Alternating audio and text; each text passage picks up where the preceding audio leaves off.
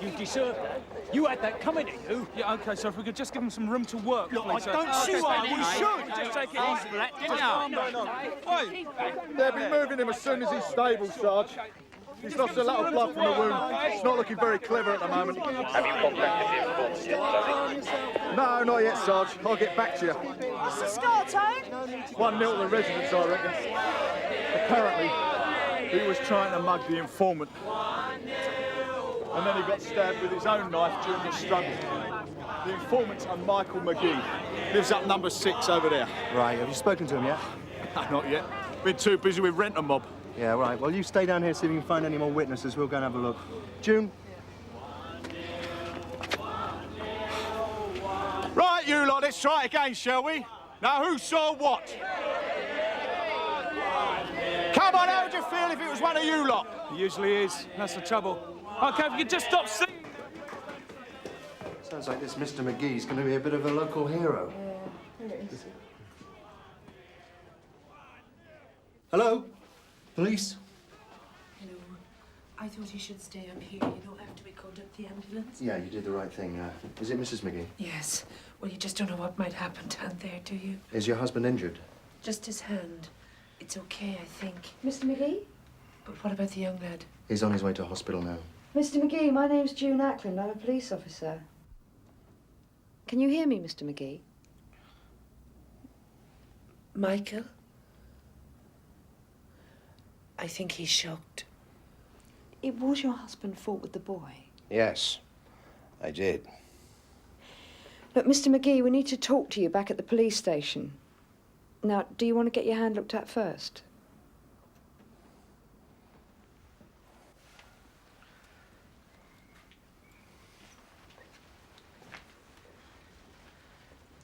I expect you'll be wanting this. It's the boy's knife. Thanks.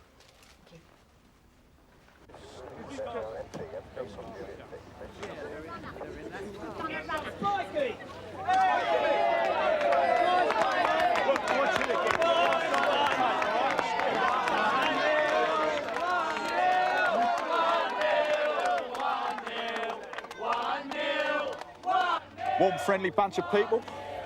You should try living here. Morning, Josh. Hiya. Seen the paper then? No, I haven't had a chance yet. Oh, Jasmine Allen's done it again. Mugger stabbed by his own knife. Really? Oh, it's going to be the good old police powerless, residents fight back number. Going to go down like a cup of cold sick with your DCI. Oh, dear.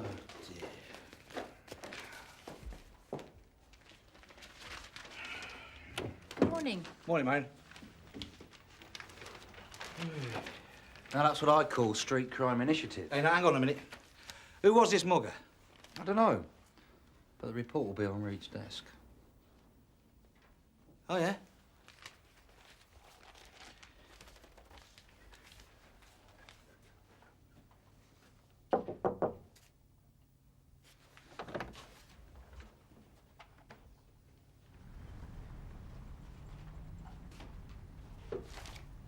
Excuse me, Mom. Barry Davies? He's in a pretty bad way, apparently. They gave him an emergency op as soon as they got him there. Thanks, Bob. Morning, Tosh. Morning, Mom. Been reading your paper? Yes, I have, yeah. Sounds like the sort of incident the Jasmine Allen could do without. Something wrong? No, Mom, I just happen to know the boy that's been stabbed, that's all. Barry Davies. I see. Come in. Thank you. I'm just a bit surprised, that's all. I'm flabbergasted, in fact. I can't imagine him carrying a knife, never mind pulling it on someone. Go on. Oh, he's been at it all right. Mixed with the wrong crowd when his dad left 3 years ago. But I really thought he'd sorted himself out. I really thought he'd grown out of it. Perhaps he grew into it. Yeah, possibly, yeah. But it's still a weird one. There's hardly any witness statements in Ted's report, are there? No, nothing useful. Worth a dig? Well, anything's worth a dig, Tosh. It's just a question of priorities. The boy's been stabbed, Ma'am. I would call that a priority. Yes. Why don't you get over to St. Hugh's and see if Davies can give us his side of it yet? Right, Alma. Will you sit in on the interviews today, Bob? I got the first batch of civilians for that cadroom job at noon. Sure. And listen, I'll square it with Monroe when he comes in. But I'd like to see some more officers on the Jasmine Allen this afternoon. Have a look at your rotors, will you? Yes. Look at them till I'm blue in the face.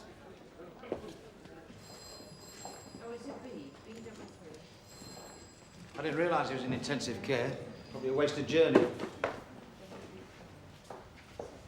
I tell you what, you're going to see how he is and get the surgeon's statement. I'll see who's got in the visitors' room. Might get more out of them. Hello, love. DC Carver. Excuse me. Is there someone with Barry Davis? I'm a police officer. Mr. Lyons, I'm Barry's mother. We've met before. Oh, yes, I remember. Well, Mr. Schofield has patched it up, but the bundle of hit is a pretty tricky part of the heart, and the next 24 hours are going to be critical. What about the wound? Yes. Well, it was a very clean injury, straight in and straight out. Was it? It was supposed to have been done in a struggle. There's the rub, isn't it? Oh, I wouldn't like to say. It's like it's happening to someone else. I'm just sitting here watching. He's got a job, you know. He does the shelves in the supermarket. So why does he need to rob someone? I don't understand. Well, to be honest, Mrs. Davis, I was surprised myself. And a knife? Barry? He's never hurt anyone in his life. You know that, Mr. Lyons. As far as I know. He's not that kind of boy. He was always such a... Well, like I said, I was surprised. Look, can I ask you, Mrs. Davis, did he know the man that he tried to mug? I don't know. Who was it? A Mr. Michael McGee. What? McGee? McGee's crazy. He's always going on about cleaning up the estate, fighting back at the muggers. Now, hold on a minute. He tried to get patrols going. Wants to win back the streets. Has he threatened Barry? He's threatened them all. He hates the kids on the estate. And now he's stabbed my son. Barry didn't have a knife, Mr. Lyons. He wouldn't have. Are you saying McGee might have attacked Barry when he tried to mug him? Yes, I am. It's possible that it wasn't a straightforward mugging gone wrong. Oh, yeah. Davis has never used a knife before. In fact, we're not even sure he had one. And McGee, his intended victim, turns out to have had a bee in his bonnet about cleaning up the estate. By getting himself mugged. We're just looking into it, Derek. McGee's an ex-paratrooper who seems to have spent his life talking about hitting back at the muggers. Lyons and Carver will be asking a few questions to make sure it's just a coincidence. Where are they going to be asking these questions? On the estate. It's witnesses we need. Well, I hope you've told them to watch what they say. I don't want a riot on my hands because CID start accusing the one person who's fought back against the muggers on this estate. Fine. And I don't want a stabbing swept under the carpet because it's inconvenient to you, Derek. I was amazed, I'm telling you. By Mike McGee? That's right. But it's one to our lot, all right, eh? Yeah. It's about time someone fought back at the little scum. They think they own the estate. Yeah, I suppose so. Listen, can I, Fancy a heart starter? Well... No, thanks, Mr. Rawlings. So, McGee obviously can handle himself a bit, eh? Mikey? That's the laugh. One of these is what he handles best. He's all mouth. So what's he going on about when he's down here, then? Sorting out the little beggars that roam the streets, mostly. Cleaning up the estate. Why'd you ask? Just routine inquiries. You don't think... All right, if I contact you again, Mr. Rollins. Yeah, but... Come on, Jim. Oh, Mr. Rollins. Thanks again for your help.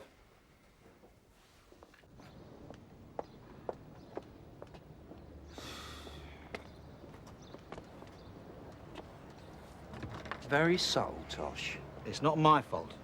Just because we're there at all starts them thinking. Yeah, let's hope the DCI sees it that way. Well, she'll have to. A kid's been stabbed half to death. And just because he's a mugger doesn't make it right. I'm not going to go pussyfooting round just in case I upset the residents of the Jasmine Allen. Yeah, but you've been told to watch it, Tosh. The public interest? Someone's kid, Jim. You think about it. What time's the boss back from area, Marion? Late afternoon, if at all. Sir? You're a bit early for the interviews, aren't you, Bob? No, it's about the duties this afternoon. Yeah? Well, I've got so many people off sick or away on courses, I'm not going to give you any extra for the Jasmine Allen. Oh, God. Are you sure? I'm positive. We were below the minimum staffing levels both on the CAD and on the beats. I'm sorry. Terrific. Perhaps we could start some of the civilians right away, eh? Of course, there's always the TSG. They're good for starting a riot. Sorry, nothing. I stayed inside when I heard all the racket. I always do. OK, thanks. Still, he got what he deserved, didn't he, eh?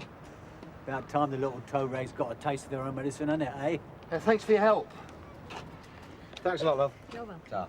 Bye-bye. Bye. Any joy? It's not the word I'd use. I've got something. The old girl back there. She reckons she saw them arguing in the car park just before it happened. Arguing? Yeah. Just down there, in the middle. By the lamppost. Now, you don't argue with muggers, do you? I don't know. You would if you didn't want to hand over your cash. If you had a knife, I suppose. Look, it depends on the bloke, doesn't it?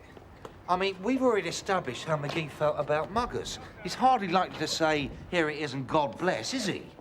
Now, McGee said he was on his way back from the pub, and that's in his statement. Now, something doesn't smell right, and you know it. And if McGee did attack Davis, that's GBH at the very least. Yeah, but you're going to need a lot more than we've got if you want to convince Reed. Yeah, I know. But I'm not done yet. Hang on, it's McGee's house, isn't it? Yeah. What are you doing, Tosh? My job. Well, we were told by Reed not to... Yes? Yes, well, your work with the minicab firm is, well, relevant to computer-aided dispatch, wouldn't you say, Bob? Yeah. Right, so is there anything you'd like to ask us now? Yeah, the salary was a misprint, wasn't it? That's not what you're offering. Excuse me. Well, there is, of course, the London waiting. And... It's Barry Davis, the mugger that got stabbed. He died 10 minutes ago. So your husband's back at work then, Mrs. McGee? Oh, for sure. It would take more than a scratch like that to keep our Michael at home. Will you have some sugar? 2, please, love. Excuse me. Yes, I'll have 2, please. Sarah Oscar from DC Carver. What exactly does your husband do? He's a driver. He'll be over for 2. Why do you ask? Oh, I just wondered. Thank you. Has he been left the army long? Tosh. Yeah. Oh, excuse me, Mr. McGee. Yeah. What's the matter? Davis has just pegged it, Tosh. Could I use your toilet, please, Mr. McGee? Of course. I'll show you where it is. No, it's all right. I'll find it myself. Thank you. Thank you.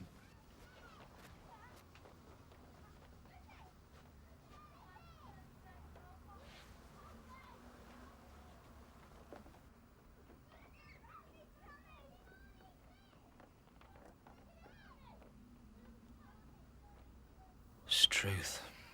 Those are the facts, sir, yes, sir. Yes. I hardly know where to begin, Lines. With you or with your facts? Beg your pardon, sir? McGee's an ex-paratrooper, right? Yes, sir. He's got a room full of his army stuff. Is that a criminal offence? No, but... He was a squaddy for 23 years. What do you expect, a Dolls of the World collection? Sir. So we got a witness who saw the beginning of the incident. We got Davies with 8 counts of street and related crime. And we got McGee with a clean record who phones the police and the ambulance and sits waiting like a lamb. Anything strike you at this point? Because I tell you what strikes me, Lines. A copper with a stupid idea lodged in his head.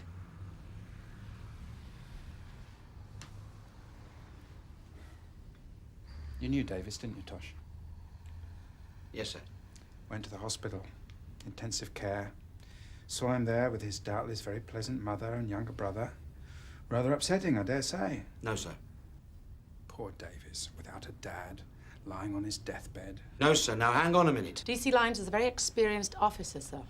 I have been totally objective. Have you? Then why am I listening to a load of rubbish being passed off as evidence? Eh?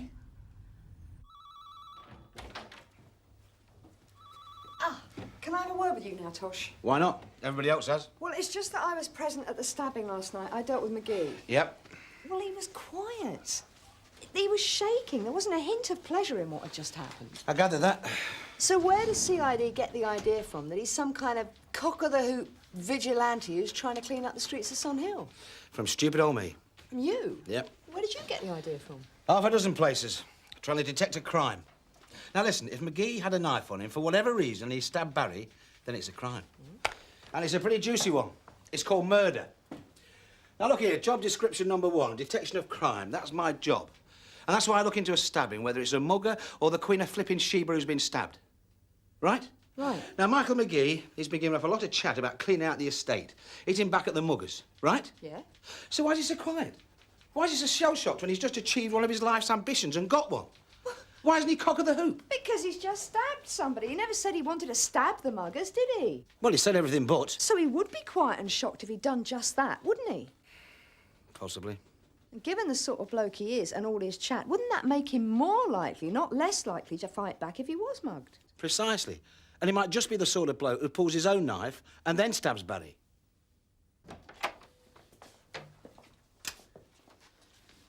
Take a seat, Mr. McGee.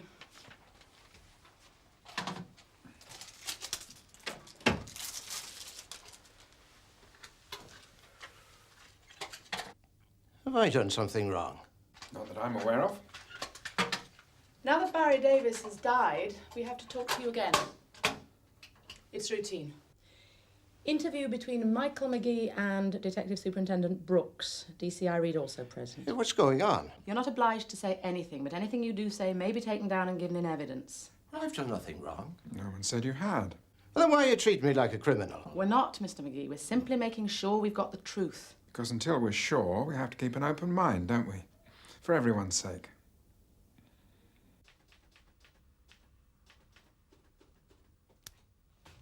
Jim? Yeah? You fancy a pint?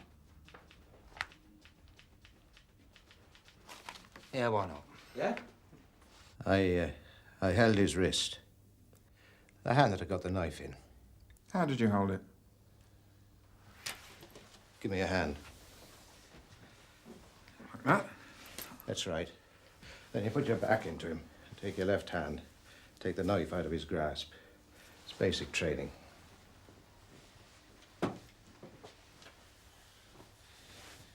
So what went wrong? Well, he was stronger than me, wasn't he? I'm 52 now. Well, we struggled for a while. Then he tripped and fell on top of me. On top of the knife. And I phoned for the ambulance. Army training let you down, did it? What? Saved my life, more like. Let's go through it again, shall we, Mr. McGee? Here? But this is McGee's pub. What do you want to come back here for? Just thirsty, Jim. But it hasn't got anything to do with us anymore, Tosh. You said so yourself. Come on, I'm buying. Tosh! I don't like being made to look a prat, especially in front of Reed, right? Now, this is where McGee said he was drinking last night. I'm going to go in there, I'm going to have a pint and wait until it's dark. And then I'm going to retrace his steps back to his flat. OK? Can I go now? You haven't finished your tea.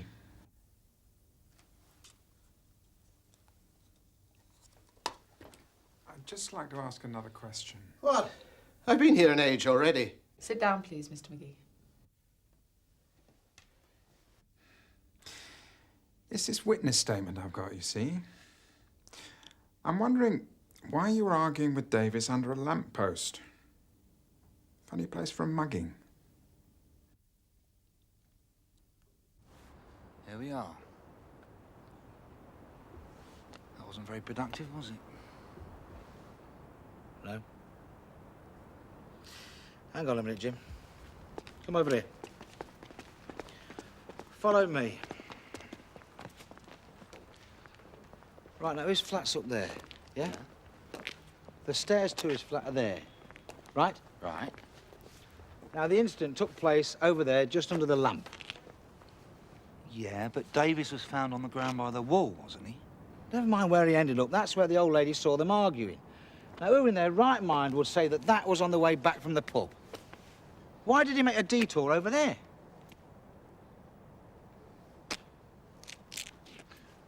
Well, perhaps his car was parked there. Maybe he went to check up on it, get something out of it, maybe. Possibly, yeah. Just hang on a minute, Jim.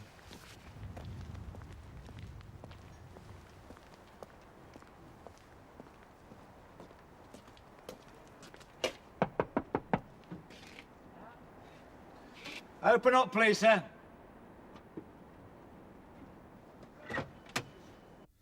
Look, I just want to go home. Yeah, me too. Is it that things were just a little bit different, Mr. McGee? The truth's the same, but maybe just a few facts awry. Yes. That's what it is.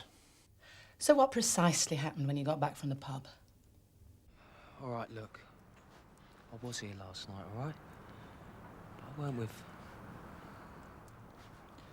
Jim, can you, What's your name, Bob? Yes? McGee comes over to this geezer by his car, right? Gives it an oil, tells the kid to move away. The kid pulls a knife on him. are you sure? About what? Well, who's got the knife? Do you think I'm stupid or something? Well, it's just like it said in the papers. He was going to mug old Mikey or have him or something. I don't know. I thought I'd be in trouble. Why? Because I went over to him. I started it, didn't I? But you only told Davis to get away from your car, and he pulled a knife on you. That's right. So what happened next? Yeah, well, they had this bit of a scrap, you know, sort of struggling with each other. And then Mikey knocked the knife out of his hand, didn't he? He did what? Well, McGee got the knife off him. Landed on the ground. Jim? So you're okay, aren't you? Now that what you've told us tallies with our witnesses' statements, the picture's clear. Can I go then? Yes, you can. Interview terminated.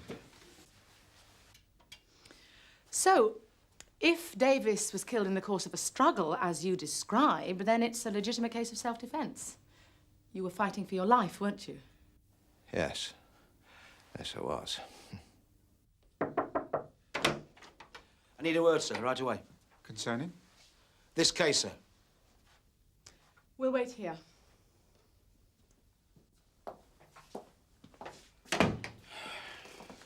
Well? We found a witness, sir. A kid necking in the car park. Saw the whole thing. And? I've been wrong all along, in one way. Davis did have a knife, and he pulled it on McGee. Just like our man says. Yeah. I was barking up the wrong tree. But McGee knocked the knife out of Davis's hand, and then he picked it up, and he stabbed him with it when he came at him again. Did he now? Yeah, probably the kid didn't know that he'd picked it up, and he went at him, and he got himself stabbed to death for it. We're going to have to put this up to the CPS for murder. Manslaughter at the least, isn't it? Yes, sir. In the eyes of the law. Indeed. Well, but have another word with Mr. McGee. Well done, Tosh. Sir. Father. Sir. Well, I reckon that's a pint he owes you. Oh, I don't know. He's now got to nick McGee for defending himself. I'd call it quits.